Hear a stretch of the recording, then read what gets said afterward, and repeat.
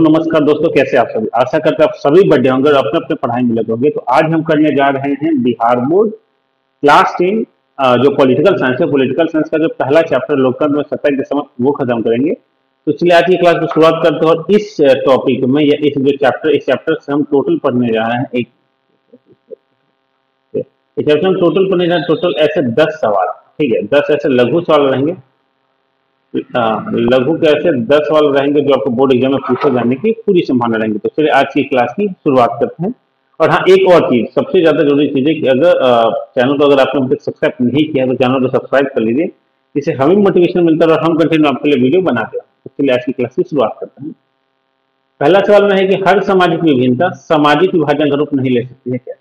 सवाल याद रखिएगा। सवाल में कहा जाए कि जो हर सामाजिक जो विभिन्नता है वो सामाजिक विभाजन का रूप नहीं ले सकते हैं। कैसे समझिए? बोले कि यह जरूरी नहीं है कि हर सामाजिक विभिन्नता सामाजिक विभाजन का रूप ले, क्योंकि इनके धर्म, जातियां, लिंग इत्यादि अलग अलग होंगे, परंतु इनका हित समान होगा। देखिए, जाति, धर्म, लिंग सब अलग अलग होंगे, लेकिन एजेंडा तो समान है। सबका सबका मत तो एक है, सबके विचार तो एक है। बड़े उदाहरण के लिए महाराष्ट्र में काम कर रहे लोगों के लिए लिंग, जाति, धर्म इत्यादि भिन्न है, परंतु उनका हित समान था। ये सभी उत्तर भारत में रहने वाले लोग थे और मराठी द्वारा किए जा रहे शोषण का विरोध कर रहे थे। ये मैंने इसलिए भी आपको वर्तमान का पॉइंट लगा के दिखाया ताकि आप इस चीज को समझ सकते हैं कि स्थिति क्या चलती है। सवाल नंबर 2 में बढ़े कि सामाजिक अंतर कब और कैसे सामाजिक विभाजन का रूप ले रहा है। क्वेश्चन ध्यान से सुनिएगा। क्वेश्चन में कह रहा है आपका कि सामाजिक अंतर कब और कैसे सामाजिक विभाजन का रूप ले रहा है। तो बोले जब एक तरह का सामाजिक अंतर अन्य अंतरों से अधिक महत्वपूर्ण हो जाता है। बोले जब एक तरह का सामाजिक जो अंतर होता है वो किसी अन्य अंतर से काफी ज्यादा महत्वपूर्ण हो जाता है और लोगों को यह लगने लगता है कि वे दूसरे समुदाय के और दूसरों से श्रेष्ठ है, तो ऐसी स्थिति में सामाजिक अंतर विभाजन का रूप ले लेता है। जैसे समझिए कि जैसे मान चलिए कि हमारे साथ 2 या 3 दोस्त थे। एक दोस्त ब्राह्मण है, एक दोस्त सॉरी जाति का नाम नहीं लेते। ऐसे मान चलिए कि एक दोस्त ए, बी और सी। ठीक, ऐसे आपको समझाते हैं। मेरे पास 3 दोस्त ए, बी और सी नाम के 3 दोस्त हैं। ए जो है वो 1 नाम के जाति से आता है, बी जो 2 नाम का, सी जो है वो 3 नाम का। अब ए को लगा कि हम सबसे ऊंची कुल जाति के हैं, भाई हमको इनसे थोड़ा सा होता ना मेल मिलाप कम रखना चाहिए। तो ये तो अंतर आ गया ना। पहले जहाँ दोस्त थे सब एक साथ थे, अब जैसे इन दोनों के बीच में थोड़ा सा भी खटपट हुआ, थोड़ा सा भी खिटपीट हुआ, तो अब ये मान के चलने कि नहीं भाई वो हमसे बेस्ट है या फिर हम उससे बेस्ट है, हम उससे बात क्यों करें। तो ये छोटी छोटी चीजें क्या करते हैं, सामाजिक विभाजन में और बढ़ावा लाती है। ठीक है, चलिए सवाल नंबर 3 पे आते हैं।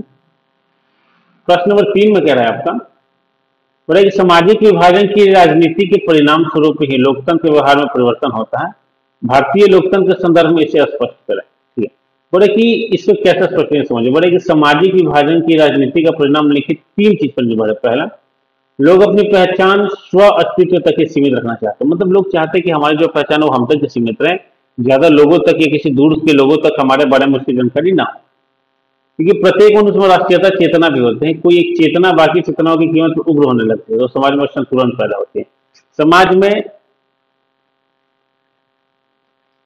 में असंतुलन कब पैदा होता है समझिए, जब कोई एक भावना किसी दूसरी भावना के ऊपर बहुत ज्यादा मात्रा में हावी होने लगे, या उसको ऐसा लगने लगे कि नहीं होता है, उसको ऐसा लगने लगे कि यही जो है एक परफेक्ट है या फिर नहीं होता, आई एम द बेस्ट, हमसे बेस्ट कोई नहीं। तो यही से समाज में असंतुलन पैदा होने लगता है। आप किसी दूसरी जाति या किसी धर्म के ऊपर टिप्पणी करने लगता है, उसको नीचा दिखाने लगता है। उदाहरण के लिए बोले कि जब उत्तरी आयरलैंड के लोग खुद को सिर्फ प्रोटेस्ट या कैथोलिक के तौर पर देखते रहेंगे तब तक उनका संघर्ष नहीं थम पाएगा। रीजन है उनको, देखिए अब ऐसे समझिए, लोगों को ये लगता है कि जो केवल बुरा काम है वो मेरे साथ ही हो रहा है या सरकार का है या फिर किसी भी तरह का शोषण तो केवल मेरे साथ हो रहा है। तो जब तक आप उसको सेफ तक रखिएगा तब तक आप परेशान रहेगा। लेकिन जैसे आपने उसको एक समस्या बना दी, जैसे आपने लोगों के समक्ष उस बातों को लिया, तो लोग भी इस चीज से जुड़ेंगे, लोग भी इस चीज से समझेंगे और उसके बाद इस पर बात करेंगे। दूसरा महत्वपूर्ण तथ्य, किसी समुदाय या क्षेत्र विशेष की मांगों को राजनीतिक दल कैसे उठा रहा है। ये सबसे ज्यादा जरूरी चीज होता है कि आपकी बातों को राजनीतिक दल कैसे उठा रहे हैं। पता चला कि किसी पढ़ाई की बात है उसको राजनीतिक एजेंडा दे दिया गया, तो सरकार को लगेगा कि इसमें कोई दम नहीं है या ये कोई चार की मतलब चीजें वो मेरे लायक नहीं है और इस चीज को दबा दिया जाएगा। संविधान के दायरे में आने वाली और दूसरे समुदाय को नुकसान न पहुंचाने वाली मांगों को मान लेना आसान है। मतलब अहिंसा तरीके से किसी भी चीज को करना, बिना किसी सरकारी संपत्ति को नुकसान पहुंचाए, अब बिना किसी को गाली गलौज किए, बिना किसी तरह का हाथापाई किए जब आप आंदोलन करते हैं, बात करते हैं, तो सरकार इस चीज को आंदोलन मानती है। ऐसी स्थिति में सामाजिक विभाजन होने की संभावना बहुत कम होती है तथा सभी लोगों का समुचित विकास होगा। ऐसे लोग नैरो माइंडेड होते हैं, वो मतलब वो जो बैठेंगे तो एकदम शांत प्रभाव से बात होगा। लेकिन जहाँ उग्रता है, जहाँ पे मारधाड़ है, जहाँ पे कॉलर पकड़ा पकड़ी हो रहा है, तो वहां पे किसी एक व्यक्ति की बात की मान्यता नहीं दी जाएगी, तो एक व्यक्ति सर्वोच्चता में नहीं आएगा। नंबर 4 में बोला है कि 70 के दशक से आधुनिक दशक के बीच एक भारतीय लोकतंत्र के सफर का संक्षिप्त विवरण करें। तो बोले कि 70 के दशक से पहले भारत की राजनीतिक स्वर्ण जाति के इर्द गिर्द घूमते थे। बोले कि जो 70 के पहले जो,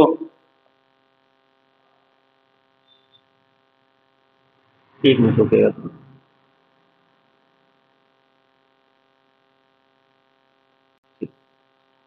तो बोले कि जो 70 के पहले की जो राजनीति थी वो स्वर्ण के मतलब, स्वर्ण हम बात करें जनरल के इर्द गिर्द घुमा करते थे, अर्थात दूसरे शब्द में कहें तो 1967 तक राजनीति में केवल स्वर्ण जाति का ही प्रभाव था। 70 के दशक के बाद स्वर्ण क्या मध्यम वर्ग के बीच सत्ता का कब्जा करने तो संघर्ष चला और उन्होंने राजनीति के विभिन्न क्षेत्रों में अपनी उपस्थिति दर्ज कराई।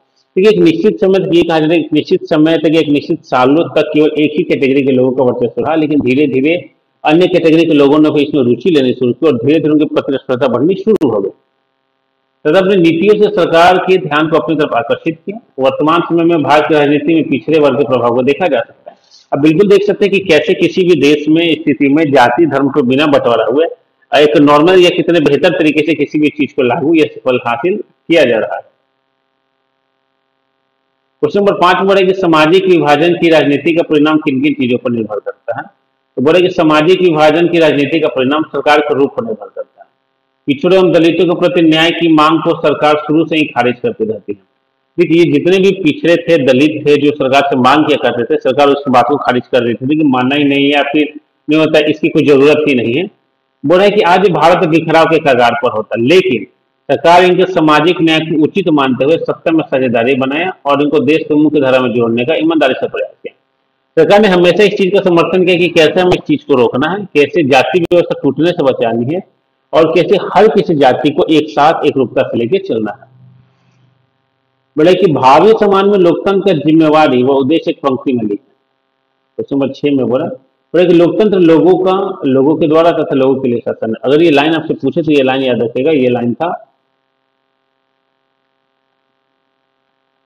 एकदम परफेक्ट लाइन है, पहला किताब का, बताइएगा किनका है।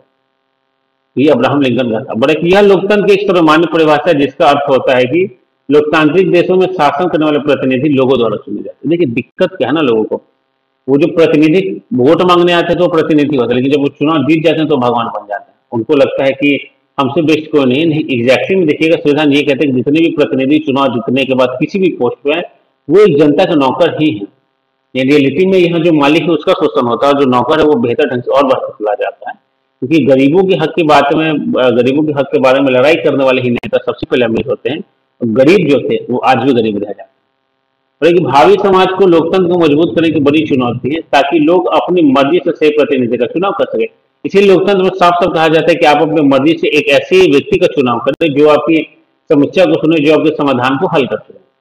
बोले कि भारत में किस तरह जातिगत असमानता जारी है। सवाल है कि भारत में किस तरह से अभी भी वर्तमान में जाति असमानता जारी है।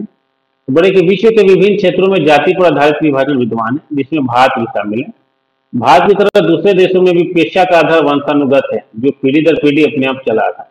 ये देखिए केवल भारत की बात नहीं है, भारत के अलावा भी अधिकांश ऐसे देश है जहाँ पे कोई भी पेशा वंशानुगत, एक वंश के बाद दूसरे वंश, दूसरे वंश के बाद तीसरे वंश, यही व्यवस्था जब अस्थायी हो जाती है तो इसे ही हम जाति कहते हैं। ठीक है, धीरे धीरे यही, जैसे मान से लेके एक व्यक्ति चमड़े से जूता उता बनाता है, तो जब चमड़े से जूता बना रहा है तो एक पीढ़ी, दो पीढ़ी, तीन पीढ़ी, धीरे धीरे चमड़े से जूता बनाने के कारण उसको चर्मकार कहा गया या चमार कहा गया, जो भी शब्द कहा गया वो कहा जाता है।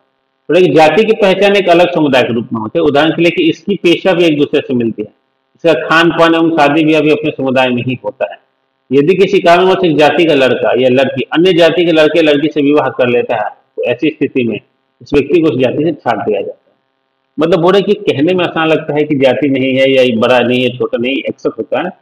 मान चलिए हम 3 जाति का नाम लेते हैं, एक ए है, एक बी है, एक सी है। मान चलिए कि ए ऊंची जाति है तो ए कभी भी बी पर शादी नहीं करेगा, एक कोई भी सी ए से नहीं करेगा, ए बी से नहीं करेगा, भले आप सब एक ही धर्म से हैं। जाति में बड़े हुए तो जाति के मान रखना पड़ेगा, और इसी हिसाब से अगर आप किसी निचली जाति को किसी ऊपरी में शादी कर लेते हैं, या अगर ऊपरी जाति का व्यक्ति किसी निचली जाति में शादी कर लेता है तो उसको समाज से बहिष्कार कर दिया जाता है। क्वेश्चन नंबर 8 में कह रहा है कि क्या सिर्फ जाति के आधार पर भारत में चुनावी नतीजा तय नहीं हो सकता। इसके 2 कारण बना। ये सवाल बहुत परफेक्ट है। बोल रहा है कि जाति के आधार पर भारत में चुनावी नतीजे तय नहीं हो सकते। इसके प्रमुख कारण क्या पहले समझे। किसी भी निर्वाचन क्षेत्र का गठन इस प्रकार नहीं किया गया है कि उसमें केवल एक मात्र जाति के मतदान है। लेकिन जब चुनाव होता है तो उसमें हर जाति हर धर्म के लोग होते हैं। ऐसा थोड़ी कि एक जाति के किसी लोगों के लिए विशेष तरह का चुनाव हो। बोले कि ऐसा हो सकता है कि एक जाति की मतदाता की संख्या अधिक हो, परंतु दूसरी जाति के मतदाता भी निर्णायक भूमिका निभाते हैं। जैसे मान के लिए कि कोई एरिया है, यहाँ पे वोट होने वाला है, दो तरह के जैसे ए है, बी है, सी है। एक वोट में 70% है, तो ऐसा थोड़ी कि एक 70 का 70% उसी वोट में जाएगा। तो ये प्रभाव पड़ता है। कहीं की एक जाति जब बहुत ज्यादा मात्रा में होती है तो उसके इलेक्शन पे काफी ज्यादा प्रभाव पड़ता है। और एक कहता है हर पार्टी एक या एक से अधिक जाति के लोगों का भरोसा हासिल करना चाहती है। कोई भी ये पार्टी नहीं चाहती कि हम किसी एक जाति या धर्म के लोगों का भरोसा हासिल करें।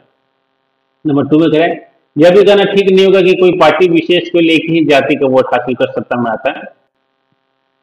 जब लोग किसी जाति विशेष को एक पार्टी का वोट बैंक कहते हैं, इसका मतलब ये होता है कि उस जाति के ज्यादातर लोग उस पार्टी को वोट देते हैं। हम कहते हैं कि भाई वोट बैंक है या ये चीजें, तो वोट बैंक मतलब होता है इस चीज को क्लियरली समझिए कि उस जाति के लोग सामने वाला जो पार्टी है, उस जाति के लोग सामने वाले पार्टी को ही वोट देंगे, चाहे आप इसमें कितना भी बदलाव करने की कोशिश कीजिए या आप बदलाव कर लीजिए। नंबर 9 में बोल रहे कि विभिन्न तरह के सांप्रदायिक राजनीति का ब्यौरा दें और सबके साथ एक एक उदाहरण देखिए। बोला कि जब एक धर्म के अनुसरण करता अपने आप को दूसरे धर्म के अनुसरण करता से श्रेष्ठ मानते हैं तथा धर्म के आधार पर समाज का विभाजन कर दे, तो वही स्थिति सांप्रदायिकता कराती। मतलब ऐसे समझिए, क्योंकि एक धर्म को मानने वाले लोग किसी दूसरे धर्म या दूसरे धर्म को मानने वाले लोग से खुद को श्रेष्ठ समझ लगते हैं, उनके साथ भेदभाव करने लगते हैं, उनके भावों को तोड़ने लगते हैं, तो यही से सांप्रदायिकता जन्म लेती है। बोल रहा है कि वही दूसरे शब्द में कहे तो धर्म के आधार पर समाज में घृणा फैलाने की प्रक्रिया है सांप्रदायिकता। ठीक, जैसे आपने धर्म के आधार पर कुछ भी कह दिया, लोग वहां बिना सोचे समझे चले गए, वहां काफी लोग मारे गए, तब ये दंगा हो जाएगा। दंगा के बाद धीरे धीरे सरकार को उसको कंट्रोल करना मुश्किल हो जाता है। बोले कि भारत के लोग प्राचीन समय से सांप्रदायिकता का सामना कर रहे हैं। धर्म के आधार पर बने संगठन जैसे RSS, मुस्लिम लीग इत्यादि के कारण सांप्रदायिकता का प्रभाव बढ़ा है। वही समाज में दो धर्म को दूर दूर रहने के कारण सांप्रदायिकता का प्रभाव बढ़ा। देखिए, लोग एक दूसरे के धर्म में जाना नहीं चाहते, उससे सीखना नहीं चाहते, तो ये धीरे धीरे दूरी इतनी बढ़ गई कि एक सांप्रदायिकता का रूप ले लिया। बड़े कि जीवन के विभिन्न पहलुओं का जिक्र करें जिसमें भारत में स्त्रियों के साथ भेदभाव या वे कमजोर स्थिति में है। बोले कि लिंग के आधार पर भेदभाव समाज के विभिन्न क्षेत्रों में देखा जाता है। जन्म के समय से ही परिवार में यह भावना आ जाती है कि लड़कियां का जन्म घर गृहस्थी चलाने, कपड़ा धोने, बच्चों का पालन पोषण करने इत्यादि कार्य के लिए हुआ है। और ये प्रवृत्ति समाज के सभी परिवारों में देखी जाती है। ये आज भी सच है कि अगर अपने घर में कोई लड़की है तो आप ये मान लेते कि उसका काम है कपड़ा धोना, खाना बनाना, झाड़ू पोछा करना, घर पोछना, सब काम करना, बाहरी खेल कूद छोड़, क्योंकि भाई खेल कूदना तो लड़कों का काम है। और एक अर्थात महिलाओं का काम घर के अंदर तक ही सीमित रहता है। हालांकि पुरुष भी इस कार्य को घर के बाहर करते हैं, परंतु पुरुषों को इस कार्य के बदले पैसे का भुगतान किया जाता है। अब मान के चले कि मम्मी 10 घंटा आपके घर में काम करती हैं, वर्क करते हैं, तो वो तो किसी तक कोई पेमेंट नहीं लेते। लेकिन अगर यही काम पुरुष करते हैं कहीं बाहर जाकर, तो उनको इसके बदले में उनको पेमेंट दिए जाते हैं। इस कारण से महिलाओं द्वारा किया गया काम पुरुषों द्वारा किए गए कामों से कम लगने लगते हैं। अर्थात ये स्पष्ट है कि महिलाओं के साथ भेदभाव है, अतः वे कमजोर स्थिति में है। तो ये रहा हमारा टोटल आज का 10 सवाल। और डेली वीडियो देखिएगा, वीडियो को बिना पूरा देखे मत जाइएगा, और वीडियो को लाइक से और सब्सक्राइब आपने कर दिया तो आप सभी का बहुत बहुत धन्यवाद। और अगर आपने नहीं किया है तो अभी कर दीजिए। धन्यवाद आप।